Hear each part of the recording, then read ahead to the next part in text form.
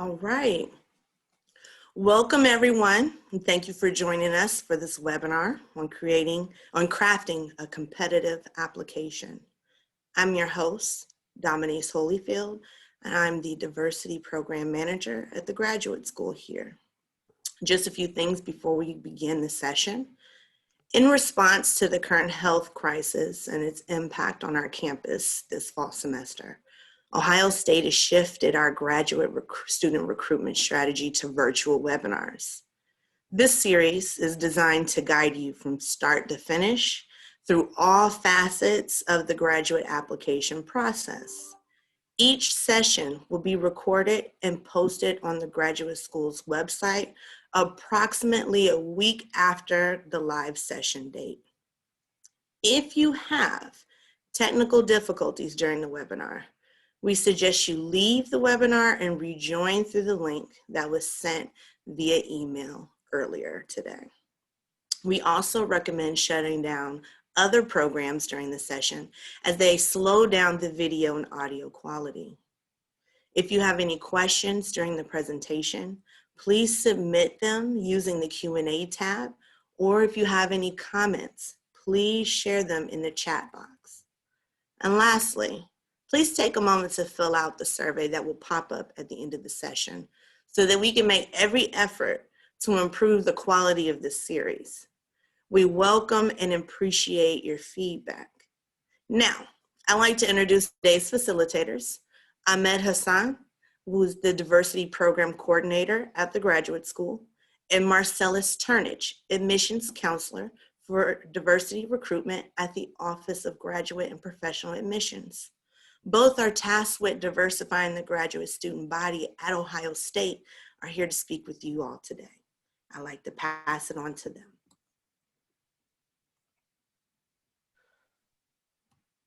Hello, everyone. And as Dominique said, my name is Marcellus Turnage, and I'm going to get us started here today. Just as a brief overview, today we'll be discussing how to find the right school for you, whether it's Ohio State or elsewhere. We'll also discuss ways in which you can find a school that will be the right fit for your personal needs. My colleague will then discuss how to craft a competitive application for Ohio State and important details of the application process. To get us started off, we're going to discuss finding a fit for the school. Go ahead and go on to, yeah, there we go. Some things to consider while you're applying for a school is you should consider which features are most important to you. This slide illustrates several ideas to consider, such as program specializations, research opportunities, and facts about the school itself, including the city or state in which the school is located.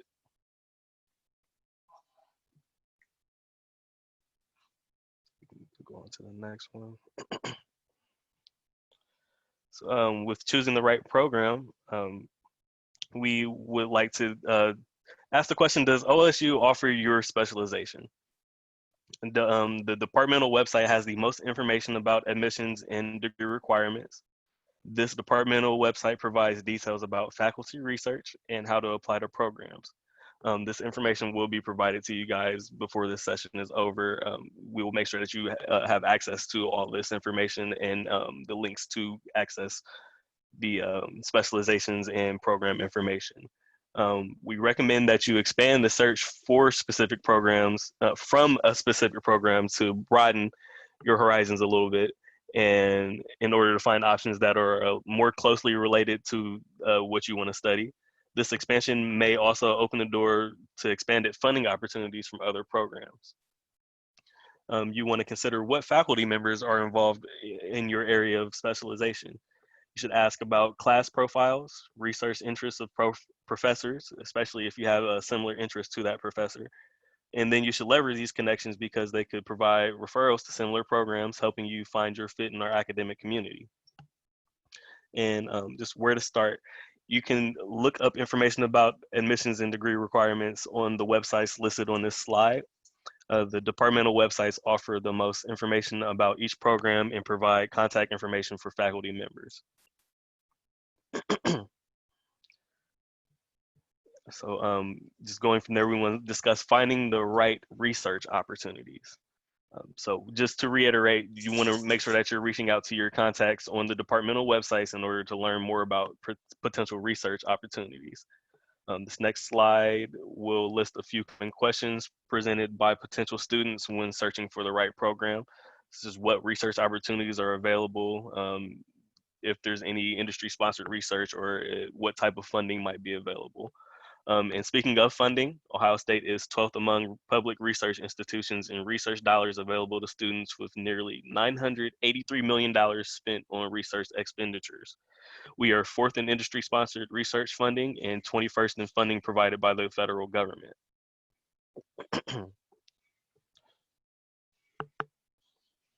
That's just more detail on what I just spoke on. And then just to beyond the ideas of choosing your program, why should you choose Ohio State? So what makes you want to join our university? Just some brief facts about the Ohio State University. We offer 148 master's programs and 114 PhD programs, many of which are ranked highly in relation to other institutions. Ohio State is in the top 12 public research institutions, offering a plethora of programs and specializations to fit students' needs. Ohio State is the nation's most comprehensive university, offering world-class teaching and state-of-the-art research facilities right on campus. Many of these programs provide funding, some funding all of their students who are admitted. 55% of Ohio State graduates are provided with some sort of funding. And beyond that, Ohio State is in Columbus, Ohio. Columbus, Ohio is the 4th most budget-friendly metro area according to the Huffington Post. Ohio State is a traditional campus located in a city filled with over 2 million people. Columbus is a top city for equal treatment of LGBTQ residents, according to the Human Rights Company, and is America's 9th biggest brain magnet city, according to New Geography. Columbus is an affordable city filled with opportunity to dive into its vibrant cultural scene, and there are a wide range of available neighborhoods for residents. Columbus currently holds the highest concentration of college students in the nation, one of the highest, and is also home to 15 Fortune 500 companies, making it an attractive place to start a career after graduation. And that being said, I want to pass it off to my colleague, Ahmed, to guide you guys through the application process. Well, hopefully now you think that Ohio State is a right fit for you. It's where you want to go to graduate school. And you're at a point where you're thinking about, how do I craft a competitive application in order to have a better footing in being accepted to your program. Crafting a competitive application does take time and effort. I always recommend applicants to start the process as early as possible. Contact your respective programs as early as possible in the application process. Reach out to faculty members, especially those who are working in similar research areas as you. I find that building relationship with both the staff as well as the faculty is always a good thing, especially if you really are interested in that program. It shows initiative, and faculty members are the ones making decisions and who are admitted to the programs. So building this relationship early on does benefit you.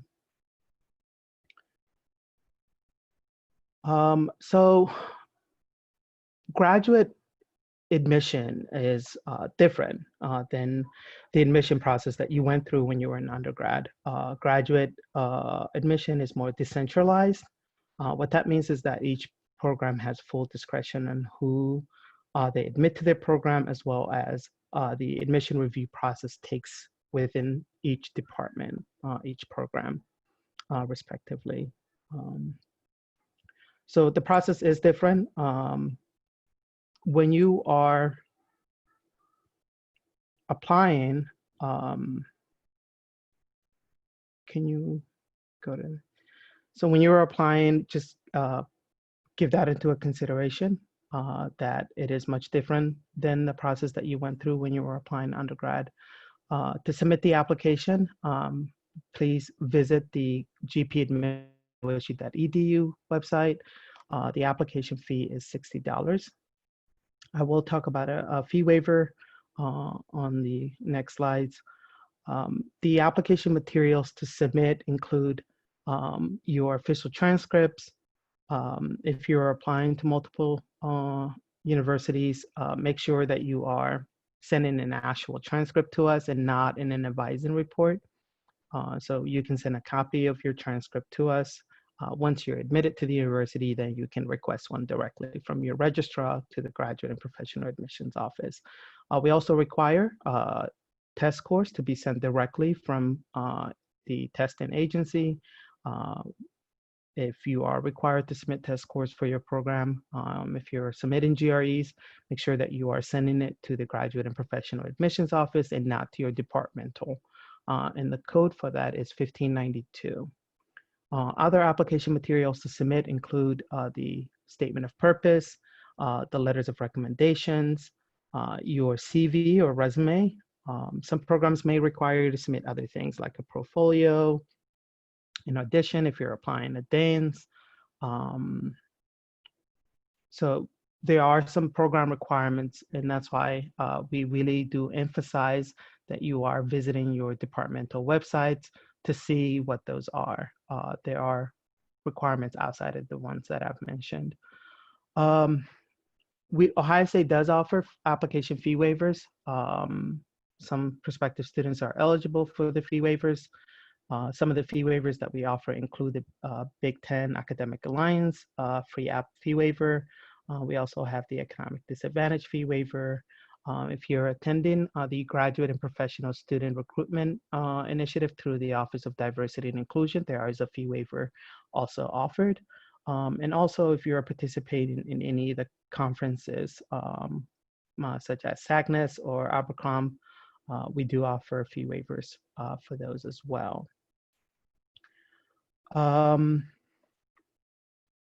do want to mention that with the BTAA fee waiver, it is intended to help diversify our graduate student body and to increase access to graduate education for students who possess qualities and experiences that enhance the diversity of the intellectual, cultural, and social environment of Ohio State. Towards the end of the presentation, I will go to the BTAA website to show you how to submit your application, your free fee waiver application. Some of you may be thinking about pursuing a dual degree at Ohio State. The way that we define that here is pursuing 2 graduate degrees concurrently, with the exception of 2 PhD programs. I do recommend students to, if they are pursuing a dual degree, to pursue that once you're admitted and are in the program here. This saves you having to submit a separate application and paying an application fee. A fee waiver is only good for 1 application. The minimum requirement at the university level is having a bachelor's degree from an accredited institution, regionally accredited institution, a minimum of a 3.0 GPA. Some programs do require prerequisite training in order for you to pursue the program. Some programs require GRE scores. Also, please, again, we are going to emphasize that you visit your program's departmental websites to check what other admission requirements that they may have. All right, so the purpose of this slide is to show you what an actual transcript looks like versus on the next slide, what not to submit. So when you are submitting your transcripts, please be sure that you are submitting an actual transcript and not an advising report. I've seen in the past where students have submitted an advising report and they thought that their application was complete, and that caused some trouble down the line. Some programs adhere strictly to the deadlines than others. So if you don't have all of your application materials submitted by that deadlines, your application may not be reviewed. So it's very, very, very imperative that you are submitting all the correct documentation in order for your application to be considered complete and on time for the deadlines. So I'll go over briefly how to craft, a competitive statement of purpose. And also I'll go over some of the recommendation of how to choose your recommenders and things like that. But I do want to point out that we are going to have sessions on those for this series coming up. So please do join us for those. We are going to have sessions just on statement of purpose and a session based on the letters of recommendation.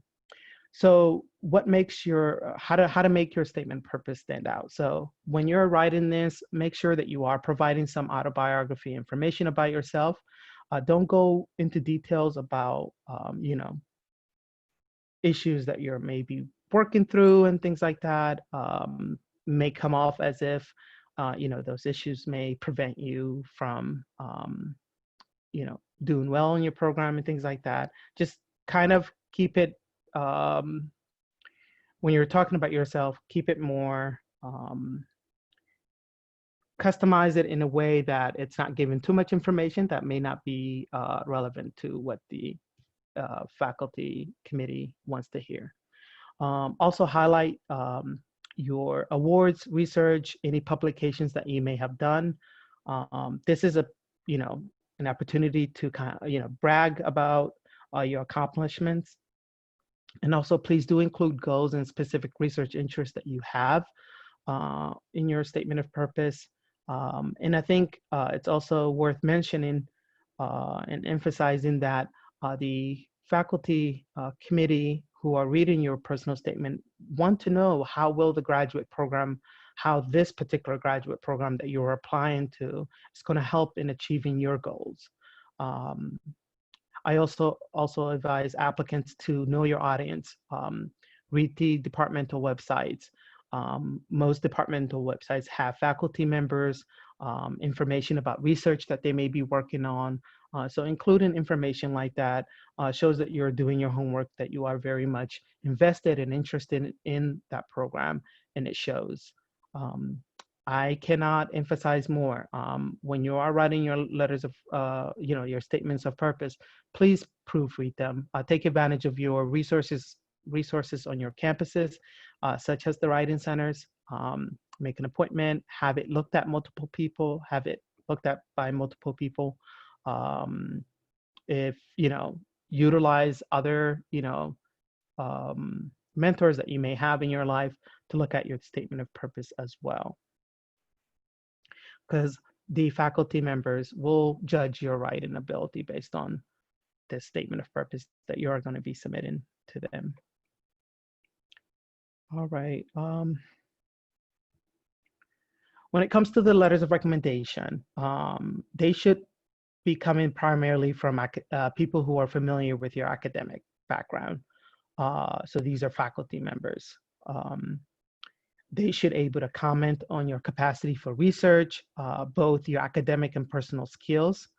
Unless you're in a very applied discipline, work references can be additional, but there should not be the primary references.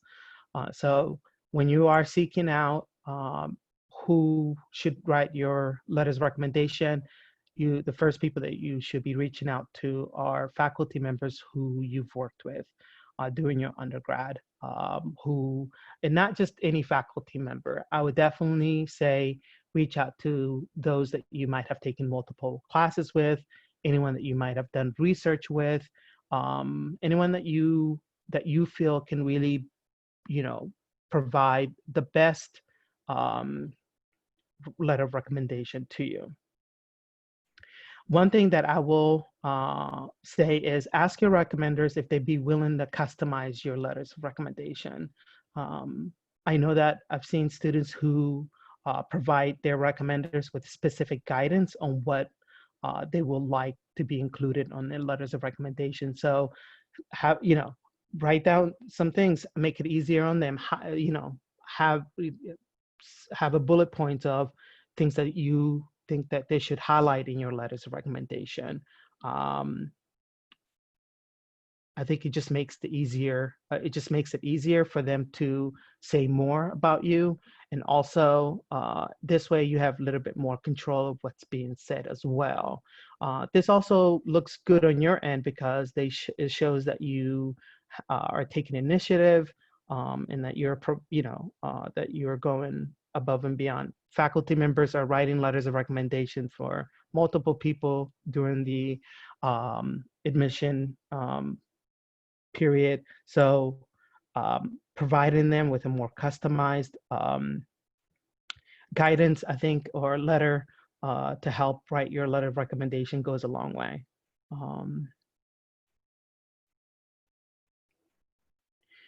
All right, so what are decisions based on? I find, just based on my experience in working in graduate admissions, that your statement of purpose goes a long way. So make sure that you are taking time in writing those statement of purpose. One thing I will say is I know that a lot of students will wait to not submit their application because they want to write their letters of, their personal statements. And at Ohio State, you can submit your application and personal statement at different times. So I would always recommend in submitting the application as soon as possible, then take a time to submit your statement of purpose at a later time. Just make sure that you are meeting the deadline. So everything should be submitted by the deadline, but the application and then the statement of purpose do not need to be submitted at the same time. I also find that letters of recommendation go a long way as far as decision-wise. Faculty members know each other. So when they receive a letter of recommendation from their peers, that has a lot of weight on what they have to say. So that's why I was saying earlier that when you're choosing your faculty, person to write your letters of recommendation, that you are choosing it wisely to someone who can speak on your behalf, because faculty committee who are reviewing your application know each other, and then take that faculty person, what they're saying, with a great with a great emphasis on what's coming from their peers. Research experience is another area that I feel has a lot of weight in terms of the decision that's made. GPA, undergraduate or cumulative GPA. I know that with some programs, you need to have a faculty advisor in order for you to be admitted to the program, such as programs, small programs in biological sciences. I know that food science also requires a faculty advisor. So this is where you would need to, build on relationship with faculty members prior to submitting the application. The process is long, as I stated earlier at the beginning. Reaching out to faculty members, especially those working in areas in which you're interested in research-wise, it helps. It also helps to see whether or not they can become your faculty advisor if your program requires that as one of the requirements for you to be admitted. Test scores is another things that are based on your they may not have all the weight, but some programs do consider that as well, especially if you are applying to engineering and so forth. They do like to look at your scores in a qualitative scores and what those look like. I know that with physics, I know that you also are required to submit a physics GRE scores. So some programs do put a weight on test scores as well. And I know that some programs also require that you complete prerequisites in order to be admitted. I do want to mention that most programs at Ohio State do practice holistic review process. So all those things that are listed here are given a weight, I feel, equally. And they are looking at you as a whole person. And one thing may not be overweighting the other. This is a snapshot of students who were admitted in 2019. The profile for 2020 hasn't come out yet. They should be coming out in the next week or so. I do want to mention that, the average GPAs and test scores that you see here are not reflection of each each program, and that each programs have their own GPA requirements.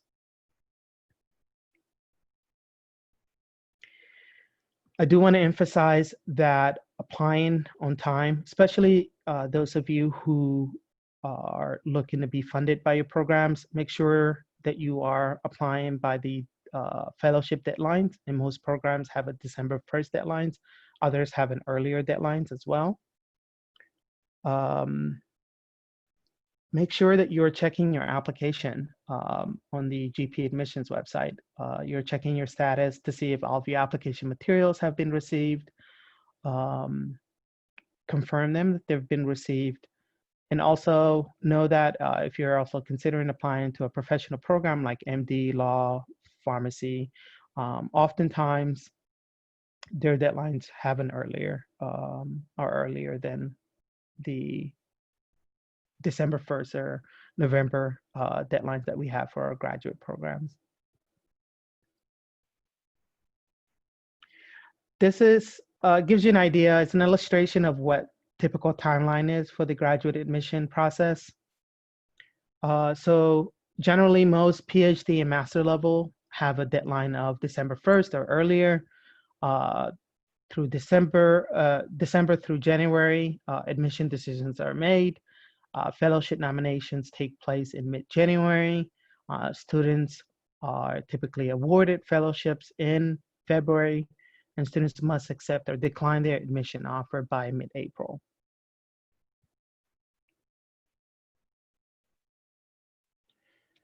All right, so I'll be leaving you with some closing advice that I think may be helpful with your admission process. The first one is that program reputation means more than school reputation. And what I mean by that is I advise to not just apply to schools with big names or highly ranked. They may be good schools, but some things to consider are they're providing the kind of specialized program that you want, or the kind of research that you want, or the kind of training that you want. Some of these big school, highly ranked schools may not. So it may not be a good fit for you. So that's something to consider. At the graduate level, specializations are the paramount as far as the kind of quality of education that you may be looking for in your area of study. The second kind of closing advice that I have is that the GRE are not necessarily as important as you may think. I do want to say, although they are important in some programs, this is not to minimize the importance of GRE scores in those programs. But most programs do not have a minimum GRE scores. Also, no programs do practice holistic review process, and that, the GRE scores are not the end all be all for your graduate admission process. That should not deter you from applying to a program that you are truly interested in, because other aspect of your application will speak for itself. So don't let the GRE deter you from applying if you are looking at a particular program that you are truly interested in. I also do want to mention that every interaction is like an interview. And what I mean by that is every time you interact with any person that you're in your program, just know that, you are being evaluated. So therefore, you should always remember to be polite and professional when contacting or interacting with your respective intended graduate programs. Programs do get hundreds of applications a year, so it's easier to eliminate an applicant who has been rude to a faculty or staff. And lastly, I do want to say that there's nothing wrong with waiting. It's okay to take time between undergrad and graduate school, especially if you don't know quite yet what area of study that you want to go into. And especially those of you who want to pursue a PhD at some point in the near future, make sure that you've thought about things like your research question. So it does require time and effort. So to go to grad school and complete a graduate program. So when you are making this decision to go to graduate school, make sure that you are intentional and that you have thought about all the things that it may require you to be successful going through that program. If you have any questions for us, for Marcellus and I, our emails are on the screen. Please feel free to contact us. Do reach out to the Office of Graduate and Professional Admissions, specifically if you have any issues with the application itself. At this point, I'll go ahead and pull up the Graduate and Professional Admissions website and show you how to create your application account, and also show you how to find your program as well.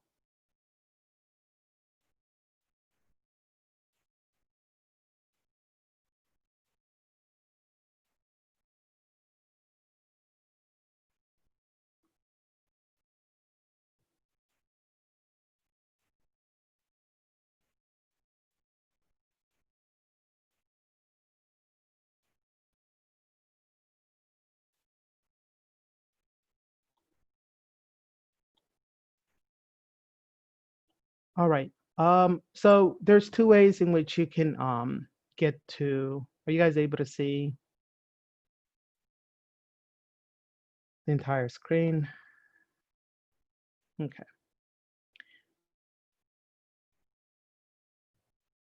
So you can get to the Graduate and Professional Admissions website by going to Degrees and Programs. You can search a program here. Honestly, it doesn't matter what program you choose. You do want to get to a program that has a live application for that particular academic term that you want to apply to. So for instance, I can choose the East Asian languages and literature. As long as it has an application that's open, I can go here and at the bottom, create an account. The other way that's easier that I find is going to this direct link. It's go.osu.edu. Those of you who want to write it down, go.osu.edu /GP apply. This takes you directly to the how to apply to Ohio State. Here you create your account, click create account. So it requires the basic information, first and last name, email address, your username and password. I know that with the password, you need at least 8 characters. And then once you created your password, your username, you should receive an email. You come here to sign on. The same direct link that I gave you, go.osu.edu /GP apply.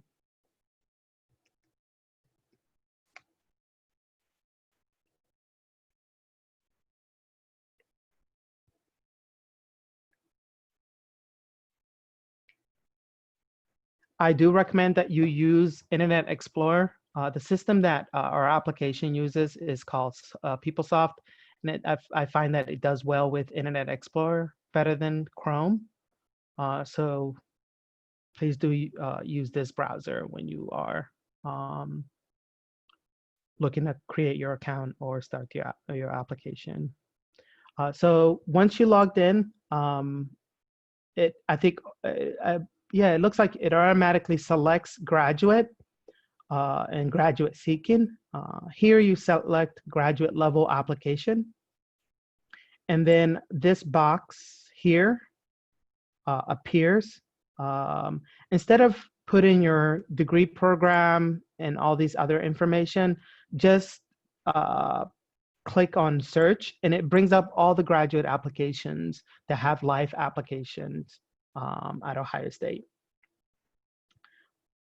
And then here you select what term that you're applying to, and then it gives you the default campus, which is Columbus, and then that gray start the application becomes live. So then you just click on. The application is pretty simple, I think. It does have multiple tabs here that you go through. We will go through the application itself one by one, each tab, in a coming session. I believe it's our last session of the series. We are going to go through the application and show you how to, answer any questions that you may have with each tab and kind of go through the actual application process.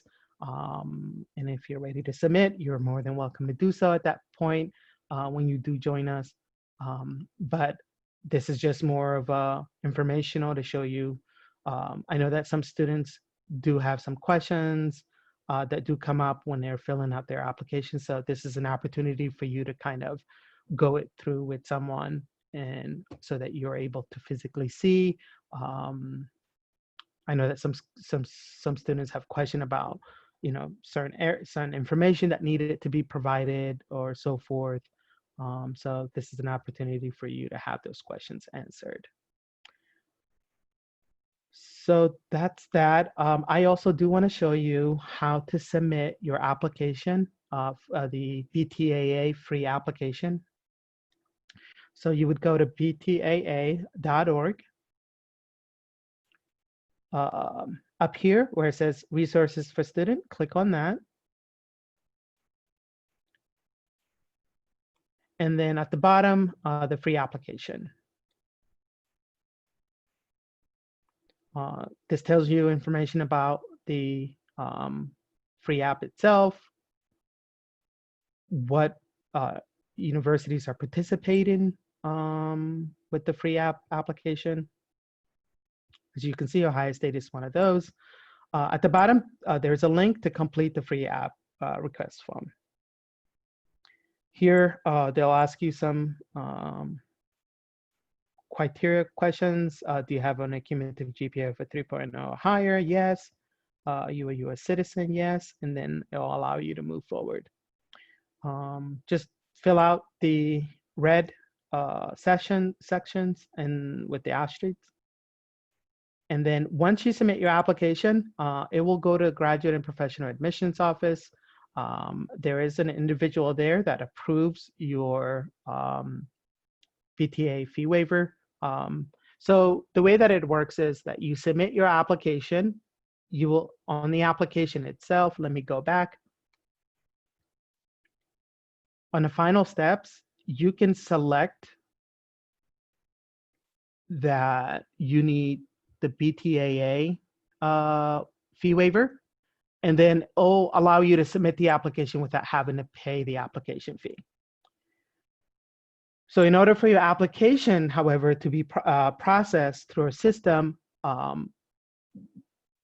once you submit the BTAA fee waiver, then the application gets processed. So make sure that you are doing these at the same time. If you notice that you've submitted your application, you've also submitted the fee waiver, and it's been more than 48 hours or up to 72 hours. If it hasn't been approved, please feel free to reach out to the Graduate and Professional Admissions Office to inquire. Or you can also contact this email. Let me provide that to you. And then you can inquire about the status of your PTAA fee waiver.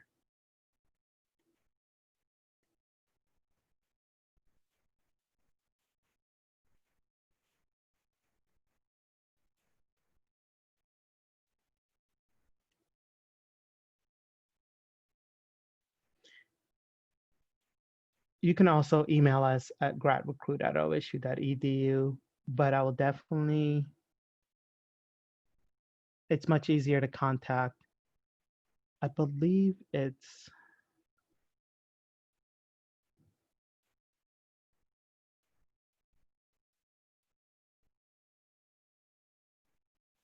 if you reach out to the Graduate and Professional Admissions Office, they should be able to let you know who to contact or what the status is.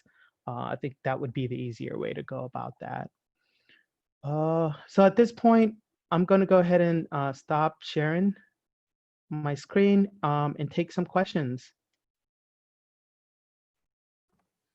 Well, thank you, Ahmed and Marcellus, for the information. We do have a few questions in the queue already, starting with Leonis. And my apologies if I'm pronouncing your name wrong, but they would like to know, what if we have submitted papers that are in process of publication? How would we mention that in our application? I mean, if they're in the process, will they get published during the time of your, the application process? I would just say, having, I think the point of is that you have something in process to get published. I think that is, either way, it doesn't take away from you to mention that achievement. If you have something in progress to be published, I don't think that it takes away your achievement of mentioning that you have publications that you are intending to do in the future. They're in the process of getting published. Mentioning it that way, I don't think takes away the importance or the what you've accomplished as far as your publication in your area. All right.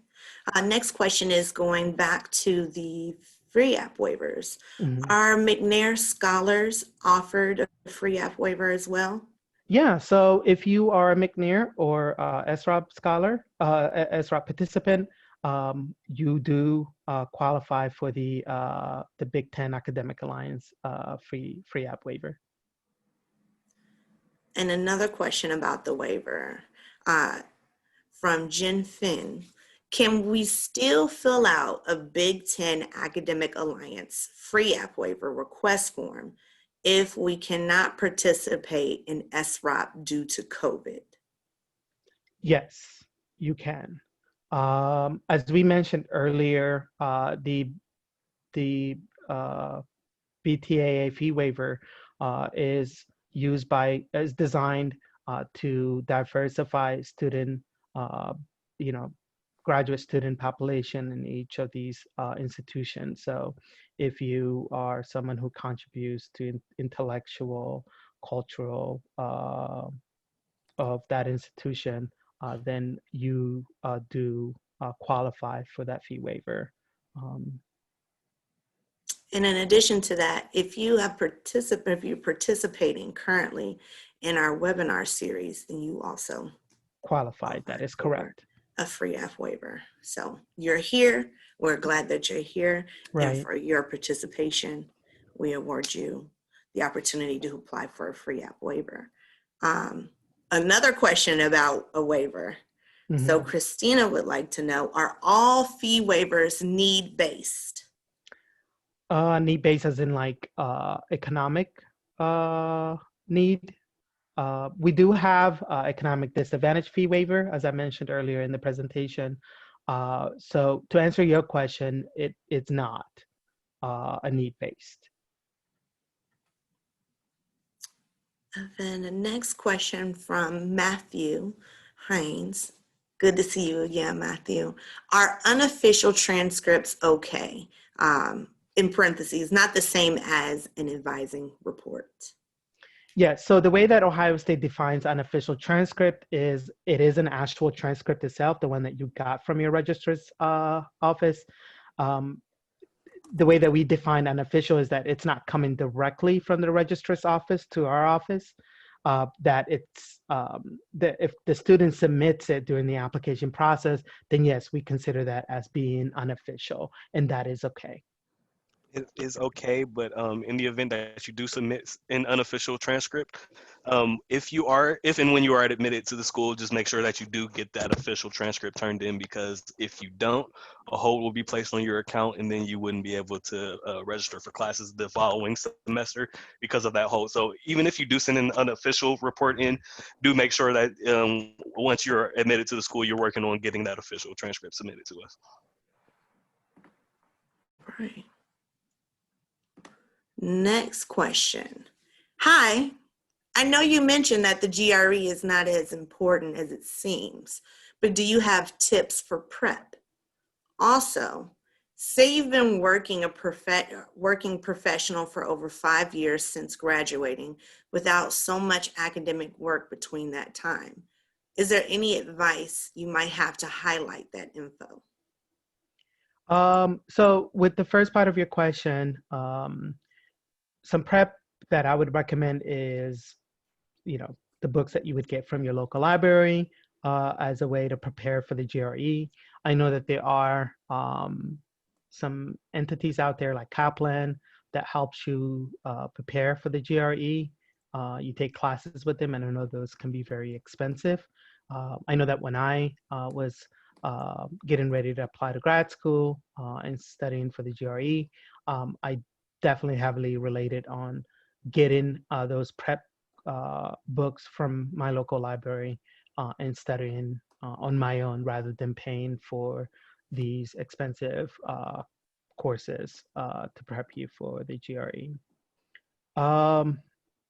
If you have a gap between undergrad to grad school because you've been working as a professional, depending on, the area in which you're going into or the program in which you're going into, that may be beneficial to it may be an advantage. So for instance, if you're applying to an MBA program, I know that they value work experience. So that will help. So highlighting that in your personal statement and mention that is an advantage.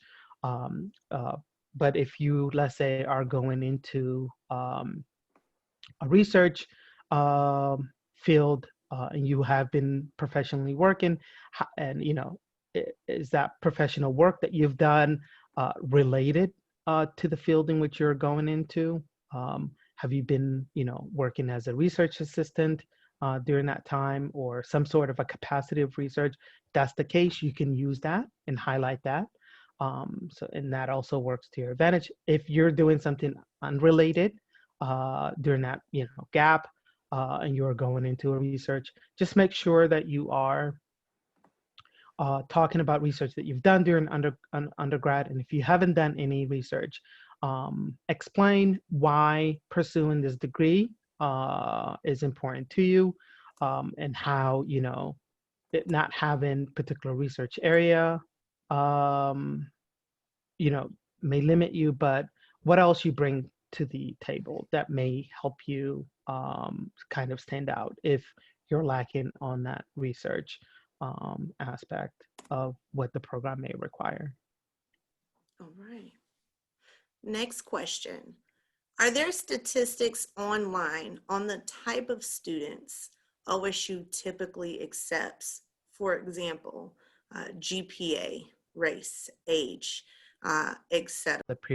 And they do provide some nice diagram and graphs of students, their GPA, what their undergraduate majors are, based on gender and race.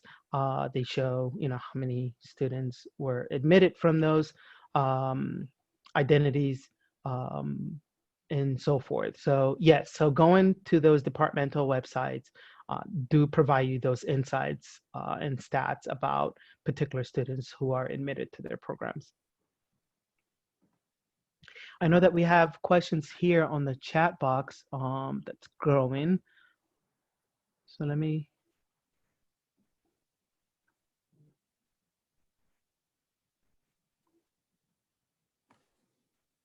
That means, how do you want to do it? You're the moderator.